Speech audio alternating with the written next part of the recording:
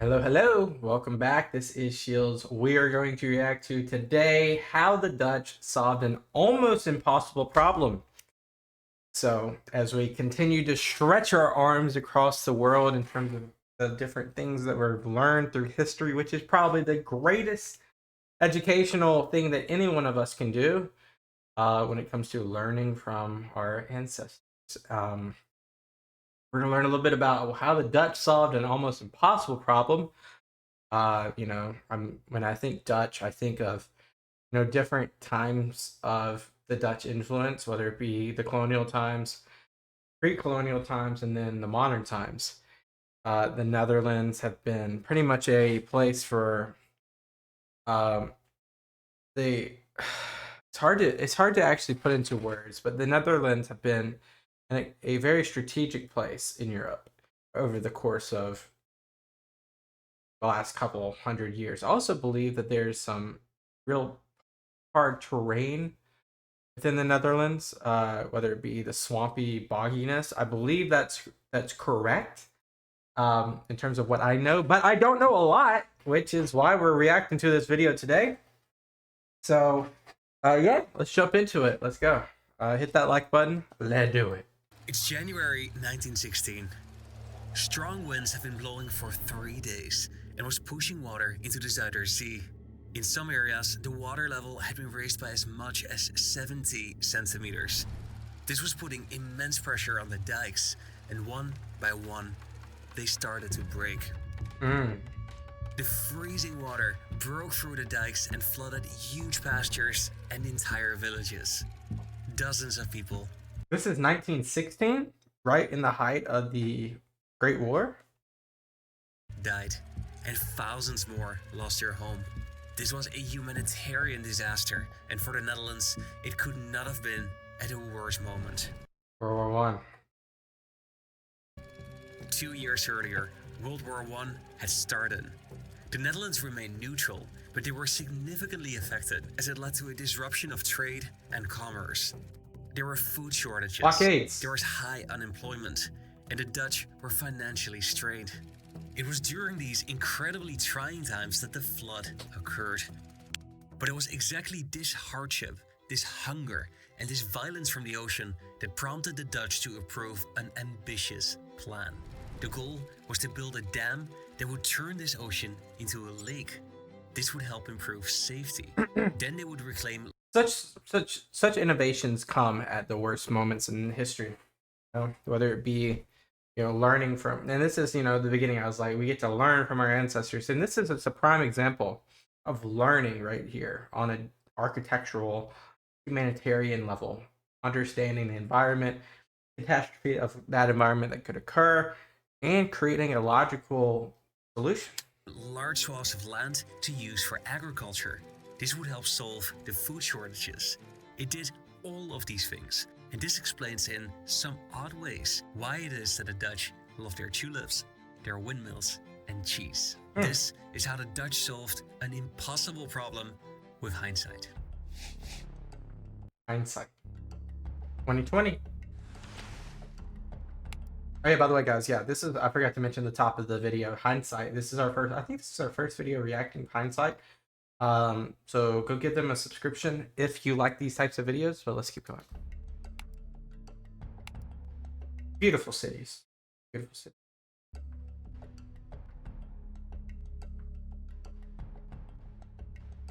Around 10,000 years ago, the Okay, so we're going to start in prehistory. last ice age ended. Land ice was melting and was raising the global sea levels. This eventually formed the North Sea and a large lake in the center of the Netherlands. The Romans, around year 0, named this Lacus Flevoland.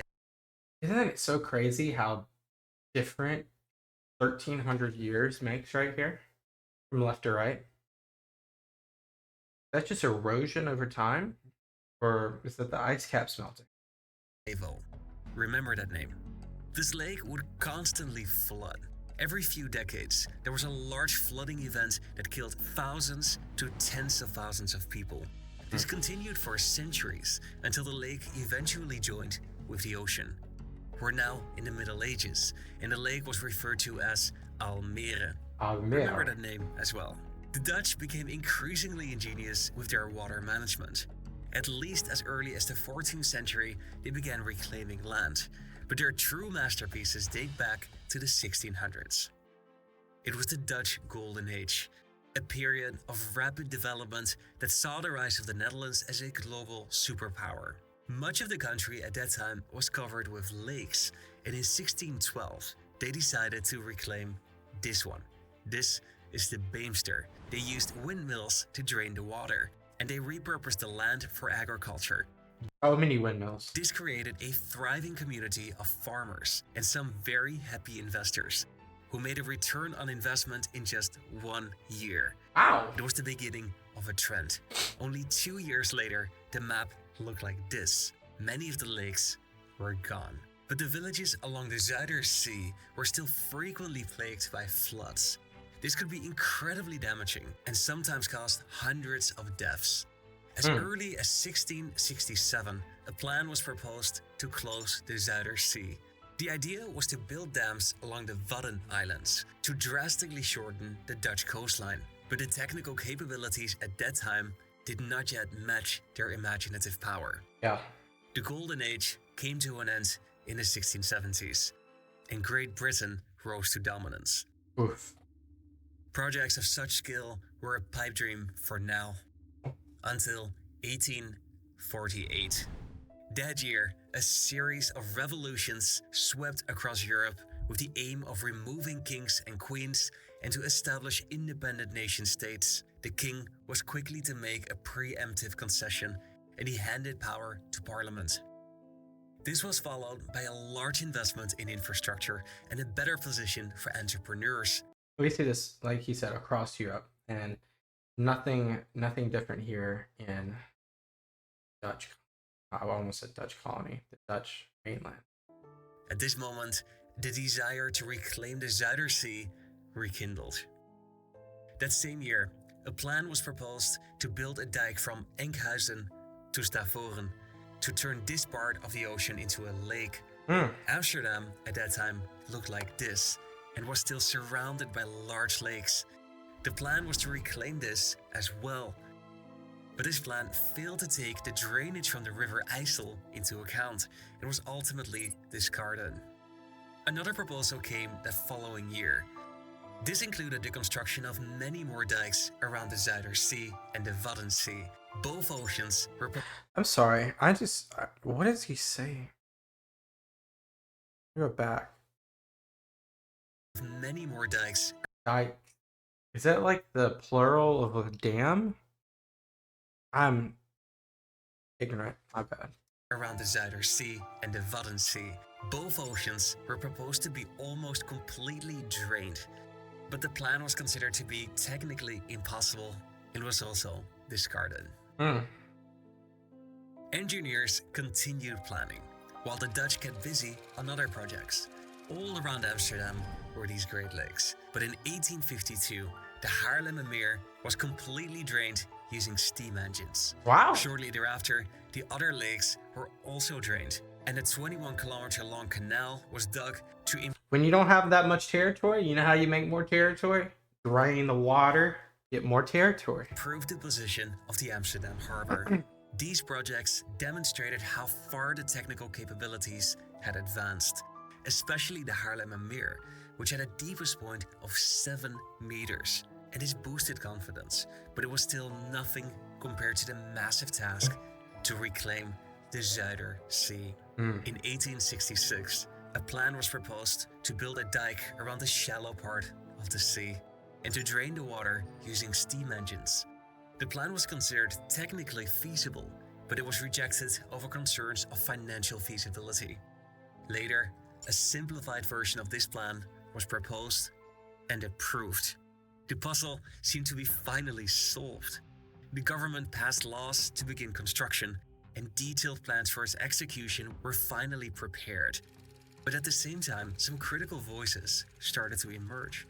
There was critique on the cost of the project and on the impact that it would have on local fishing communities.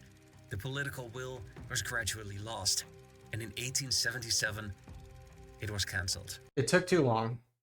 When things take too long, the longer things take, the more voices will step up against it. This was the closest that they had come to executing a centuries-old dream. The Dutch had finally gathered the technical know-how, but still needed to find a way to find the political and the social will. In 1891, there was another break in the case. Cornelis Lely released his plan. Remember that name. He Cornelis proposed to Lely. build a dam to close the Zuiderzee and smaller dikes in the newly formed lake. Lely selected these areas for reclamation based on the type of soil that would be exposed, and he prioritized land that would be suitable for agriculture. There were critical voices from the start about the cost and the impact on coastal communities, but proponents praised the potential for new farmland and the lower cost of maintaining all these dikes around the sea. But what made this plan different was Lely himself. He was a brilliant engineer, but also a talented politician. He managed to sell this plan to the people, focusing his arguments on the reduced cost of maintaining the hundreds of kilometers of dikes, an argument that resonated with the people. I mean, if you want to get the people's vote to say less money out of your pockets to fuel it, then they usually go for it. Despite the commonly held belief that this was the best way to do it, the plans lacked sufficient urgency to be formalized. But that's when World War I started. Yeah, so That's when the food shortages came. And then that terrible flood of 1918. The Dutch 16. finally decided that Lely's plan should be executed. The construction started with the Afsluitdijk, a 30-kilometer long dam that closes the Zuiderzee. It started in 1920 and continued for well over a decade. Meanwhile, they started building a small test polder to study how the salty soil that would be exposed could be prepared for agriculture. But the real challenge came with reclaiming the much larger Wieringer Meer. The first step was building dikes, after which the water would be pumped out. I guess dikes basically mean like land dam. Gotta be. This process took several months and left a dry, barren wasteland of salty soil. They discovered that they had to sow rye, barley, and grass clover. So they did, and then they dug a complex network of ditches to transport the excess water.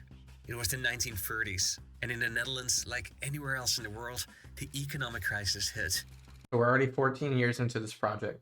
There was a record high unemployment, and the Dutch saw an opportunity there. They sent thousands of these jobless young men to work on this polder. They dug the ditches by hand. Of the 14,000 kilometers of ditches, 80% were dug using nothing but shovels and brute force. That's insane. That's insane.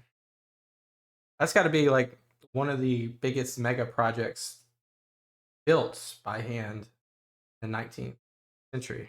Or, yeah. The polder was 20th finished century. and ready for agriculture 4 years later.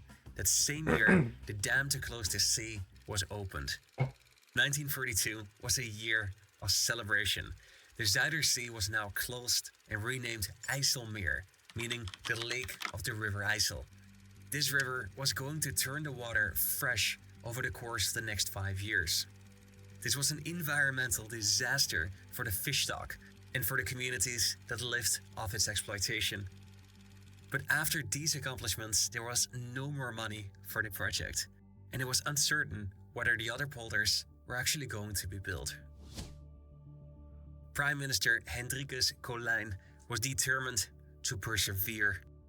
Despite the country's financial hardship, the plan was to now reclaim the largest polder, but Colijn decided to prioritize the northeast polder. That is because these lands could be entirely dedicated for agriculture, which at that moment was a more pressing concern. Construction started and World War II began. Germany This just roadblock after roadblock. occupied the Netherlands, and the engineering teams suffered enormous shortages. But the dikes were built, the water was drained, and the ditches were dug, this time using machines. A lot faster. By the time the Northeast Polder was finished, 500 kilometers of roads, 59 bridges, and 300 farms were built. Wow. It was an exhaustive task under German occupation. Wow. After the war, the Dutch focused on rebuilding the country. And for a couple of years, there wasn't any funding available to finish the job. But they also started to notice another problem with the newly built Northeast Polder. It lies below sea level and lower Sinking? than the mainland. This causes several issues. Groundwater from the mainland was now flowing into the polder, depriving the mainland from water and making it less fertile. Secondly, the polder was sinking, Yeah. causing massive Like Venice. damages. And we see the same thing. People built Venice. Basically in the same, this is like how they built Venice, just a little bit different, right? Instead of, they built it on top of timber. Like they drove timber and then they built, but still, like silt, like very much. It's not like quicksand, but it's like silt, where it's like mud, sediment, and it just slowly over time, the pressure and the weight, gravity starts. To housing and infrastructure. So how are they going to solve this issue? When the Dutch started working on eastern Flevoland in 1950, they had made a few changes to the design. They added a border lake. The idea was that this would absorb water, reduce oxidation, and it would act as a buffer zone. This would slow subsidence, and it would prevent the same problems from happening to this polder. The construction was carried out over the next 5 years. The Dutch were now using small aircrafts to plant the crops. Whereas the Northeast Polder was primarily intended for agriculture, Eastern Flevoland was aimed at fixing the housing crisis. The urban centers of the Netherlands were rapidly growing, and there was a shortage of affordable housing. This polder was going to fix that. The plan was to build new cities across this polder to ease the pressure on nearby cities. Amidst these exciting developments, disaster struck. Flood? In 1953, there was a massive flood in the southwest of the Netherlands. It killed thousands of people, and thousands more lost all that they had. Many were prompted to move away, amongst them my family. They moved from this area to the east of the Netherlands. But many others decided to move to the newly built polder, where they became the first migrants to settle on this land. At this stage, only 2 polders had yet to be reclaimed. In the original plan, the Makerwaard was supposed to be next. The Dutch government envisioned to build a second international airport on this polder, as well as a large military training facility. But the decision was made to first drain southern Flevoland. That's because it's much cheaper, and it would help with closing the dikes of eastern Flevoland. Reclamation finished in 1968. This has been like a 50-year project at this point. And a few years later, the dike from Enkhuizen to Lelystad was also completed. This created Lake Maker. Small villages and large urban centers were built on the polders. This especially got into high gear in the 1980s with the construction of Almere. Its proximity to Amsterdam made it an attractive location, and it motivated Lelystad to find innovative ways to compete for settlers. In 1986, Flevoland became the 12th province of the Netherlands. That's really cool. That's really cool. A moment for celebration. Makerwaard was now the only project that remained. Its design went through several changes, but the plans were never approved. In the 1980s, the pushback from environmentalists was growing and was taken more seriously. Gradually, the desire to maintain a lake was becoming more prevalent. The plans were paused, and in 2003, they were cancelled. This is what the Netherlands looks like today. About a fifth of the country's current land area has been reclaimed from lakes or the ocean. A quarter is located below sea level. Wow. And only half of the country lies more than 1 meter above the ocean. The relationship that the Dutch have with the water contributed to the modern stereotypes. These windmills were their first technique that was used to reclaim land on a larger scale. The soil that they exposed was salty and suitable for only a few crops, but it happened to be perfect for tulips. This helped the Netherlands become the biggest exporter of these plants. Another plant that grows well on these polders is grass. Probably the country's most famous polder The Beemster is now world famous for For its production cheese. of cheese. Yeah. Beemster cheese gets its specific taste from milk that is produced by cows that feed exclusively on grass that grows on sea clay. It's fair to say that centuries of land Interesting. reclamation have changed more than just the geography of the Netherlands. It has helped shape its cultural heritage and identity. Now, remember all the surnames that I asked you to remember? Well, that's because much of this history is now embedded in the country's place names. The name Flevoland is derived from the Roman word for this lake, Lacus Flevo. Its capital, Lelystad, is called after the engineer who designed these plans, Cornelis Lely. The largest city, Almere, is named after the name of this lake in the Middle Ages, Almere. The people living in Urk, which used to be an island, still say that they live on Urk, as opposed to in Urk, implying that they still identify as being on an island. Emmeloord, the biggest city in the northeast polder, is named after a village that used to be on an island in this exact location. Pretty The cool. history of this region is still very much alive today. Wow. Oh, wow. I mean, I don't know if I've ever learned as much about the Netherlands as I did just now. Um, exciting. It's exciting. Interesting how they canceled that in 2003, but you know, the progressive movements across the world have continuously had steam power. Um, no pun intended. But it's almost like dredging, but it's draining. Uh, so who knows? We might see a comeback in the future if there's a population problem. But I think worldwide we've had not a population boom, we've had a population decrease. So I'm not sure if that's a parameter or not a parameter, a variable that we'll look at for that. But wow, very interesting stuff, guys. Very interesting. Great video. And if you made it this far, I implore you to hit that subscribe button as we got many more videos to watch together. Yeah, and until next time, peace out.